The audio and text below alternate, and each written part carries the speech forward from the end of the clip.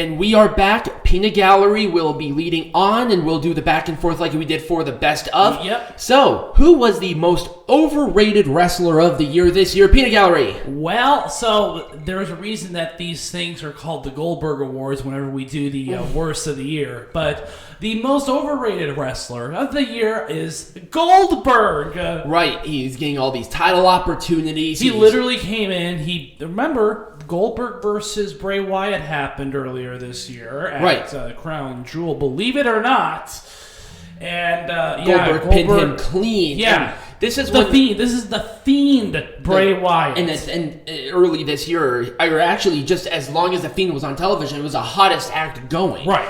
But obviously, they gave the title to Bray Wyatt too soon, and so they had to figure out some way to take it off of him. And then they got the oldest professional wrestler who is still active, Goldberg, to defeat Bray Wyatt. Instead of giving the rub to a new guy. Right. They had to give it to Goldberg because Saudi Arabia likes Goldberg.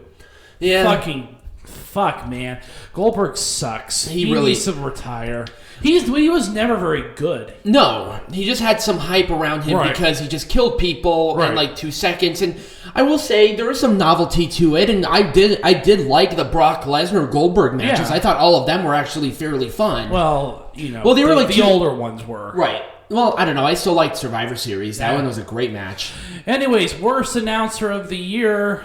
Commentator, Corey fucking announcer, Graves. It was announcer or commentator. Yeah, Corey Graves he's so, grinds your gears bad. Oh, I know. He is horrible. He is the worst fake heel commentator, I think, ever. Now, he has some gems, but, I think it was because... I mean, just anytime I hear his voice, I want to kill something. Right, it's just, like I said, there is some fun snippets because, he's dating Carmella, so it's like, you don't like Carmella's actions. I don't think I'm in the position to answer that. It's like, okay, that's genuinely funny. Right, that was, but... There are signs of that old Corey Graves in there. It's so cringy. It's like, right. Ew. There were, like I said, there were times when it's fine, but there are times where it's not him. Right. And unfortunately, there was a point in time when Corey Graves was actually one of my favorite announcers. Right. Because there was authenticity behind him. But then he was moved up to the main roster. Vinnie Mac needs to plug in shit. Right. And it's like, okay, Michael... Because you know that Vinnie Mac is back there just spewing words at him. Say this, say that, say that. Right. It's like, get him off of the goddamn thing. Right. Let these people work, because obviously we know that announcers can work if they do. Chris Jericho is a great announcer, other than screaming, Eric Rowan! And I love that Excalibur is like, Redbeard!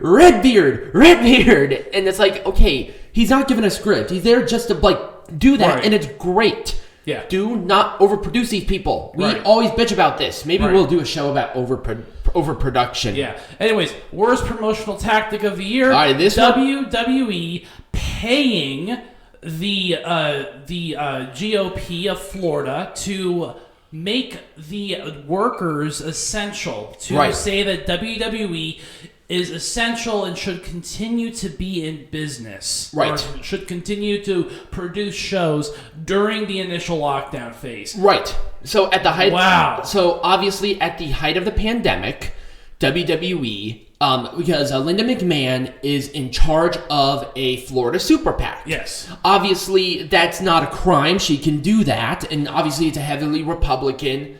it's a super PAC. Right. So but they gave, of course, the government, the legislature down there in Florida are Republicans, right? And so now, obviously, I think Linda McMahon made a pretty sizable contribution to the Florida GOP, right? In exchange for them saying that WWE wrestlers are considered essential and should still continue to work, right?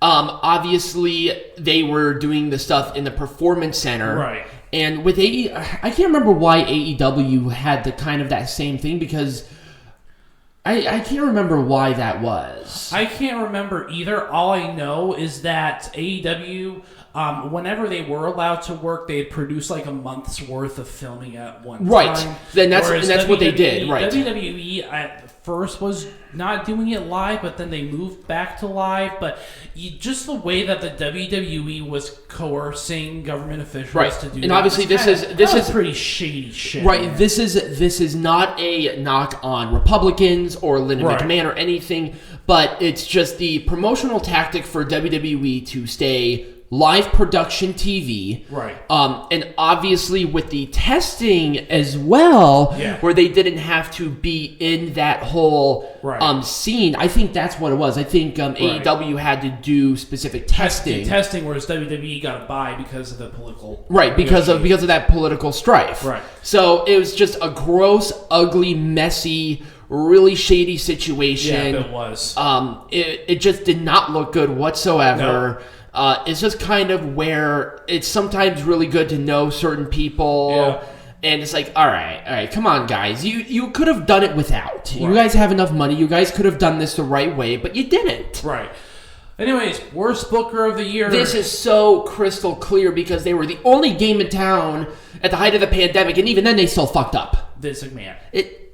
He's really bad. He's just getting worse. He's just getting worse. I feel like it's part of age, so in a way I can't necessarily blame him, but I'm gonna blame him because they are still top dog. They are still making the most money. The final decisions are on him. Yep. He's making more money now than ever. They still cut people at the height of the pandemic too.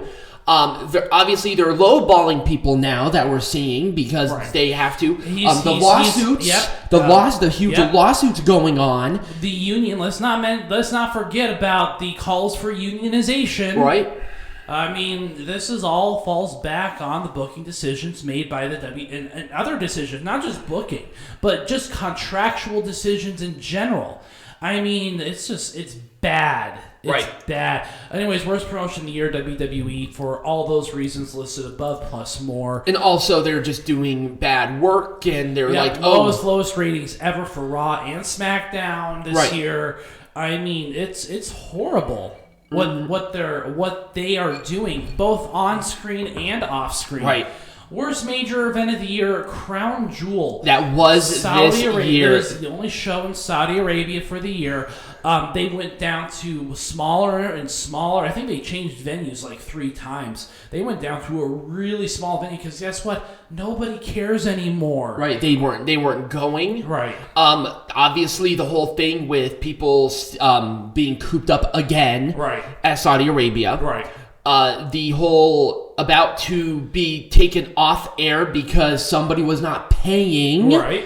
That was a big one. Obviously, now that one wasn't necessarily WWE's fault. But there was some strife. And then obviously the show too was bad. It was a bad show. Well, I mean, there was some fun stuff in there. It was still overall. I mean, it was a pretty bad show. It was a worse Saudi show. Goldberg and Bray Wyatt, where Bray Wyatt actually lost. Actually, let me look up the card because I can't even remember it. Because was it Crown Jewel or Super Showdown? It was Crown Jewel. It was Crown Jewel. Yeah. Crown Jewel 2020. Or wasn't it? I think it was Super Showdown. Maybe it's... I think Crown it was Jewel Super Showdown. Okay. Hang on. Yeah, it was Super Showdown. Super Showdown was the worst one. There was a Crown Jewel, but the Super Showdown was a really, really bad one. Yeah, there was nothing redeeming about it. It all just sucked. But Roman Reigns and King Corbin, Brock Lesnar and Ricochet. I mean, it was bad. Why? I mean, like I said, there was the Turnip Mountain Trophy that made the Two-Wake Mountain Trophy. Yeah, where Undertaker came out and killed AJ Styles, who should have won it. But there were good matches. No, there weren't. There were no good matches on this card. You're so negative. I like the Mansoor Dolph Ziggler match. I thought that was fun. No one likes Mansoor matches. Yours is so bad. Anyways. Worst comeback of the year, Goldberg. Do we need to say more? He should not come back. No. He needs to retire. He really does. Yep. And it's so bad. Yep. Worst rookie of the year, Leon Ruff. They put the title on way too early.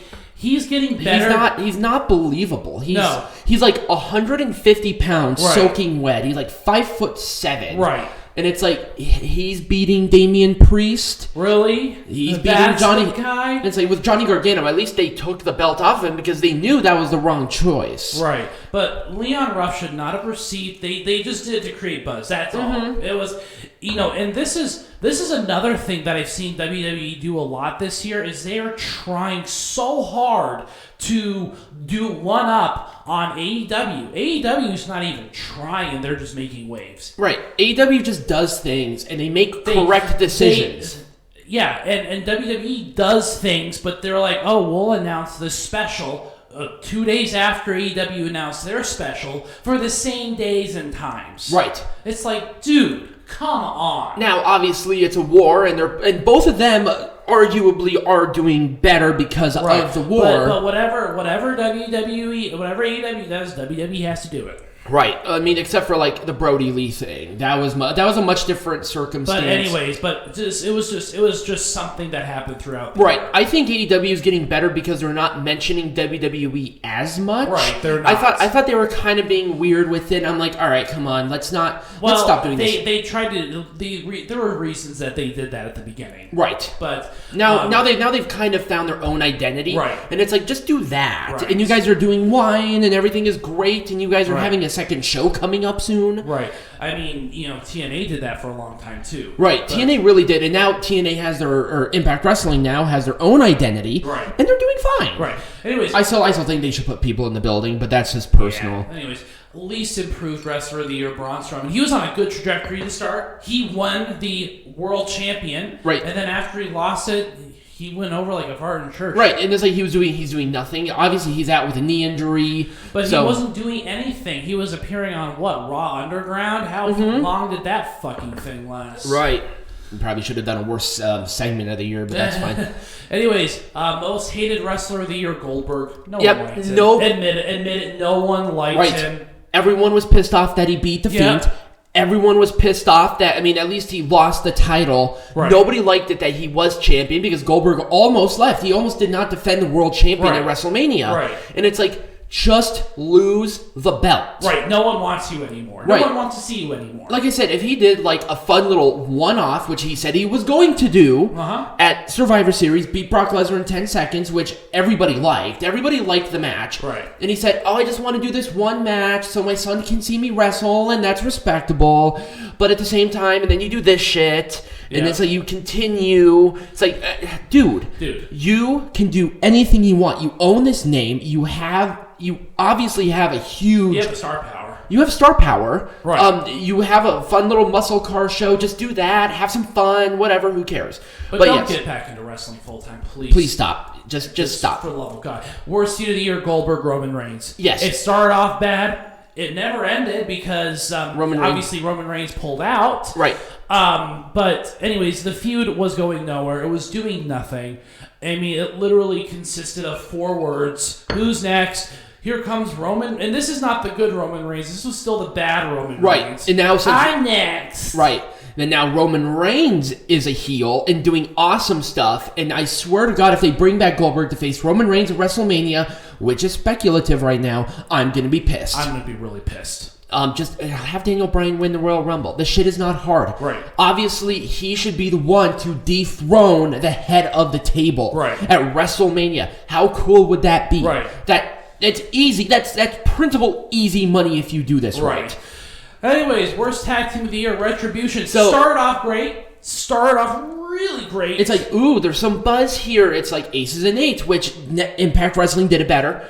And then they... And then they went and they signed contracts, apparently. Yes. And then, Retribution signed contracts. Why? Right. There was no reason for it. And then they gave them really bad nicknames. T-Bar, Slapjack. Right. It's like, what the fuck is that? Now at the very... and then they started losing every match that they were in. We know who they are. Right. And it's like, why do you have Dominik Dijakovic? Yeah. You have Mia Yim. Yeah. You have Dio Madden. You have all of these people doing this weird shit. TNA, I even talked about it with Peanut Gallery the other day. TNA did this so much better with Aces and Eights. Yeah. Aces and Eights got signed and they had access to the building, but there was nothing saying that they signed. Right. They had access to the building. Everybody knew that they were signed, but we know that it's pro wrestling. Right. Why did you sign? Suspend your disbelief. Right. It's another world, and it made sense. Right. We did not know who they were for months. Right. The reveals were at least were okay, but then Right. they revealed everybody and it went to shit. Right.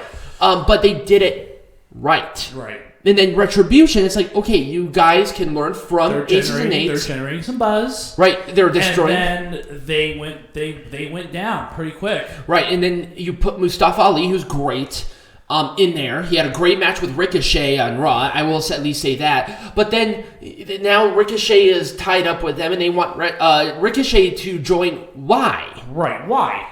Like, what would be the point of Ricochet? Are you going to call him some BS name after he joins? Because I'm pretty sure he'll join, unfortunately. Anyways, worst female wrestler of the year. This cannot be argued.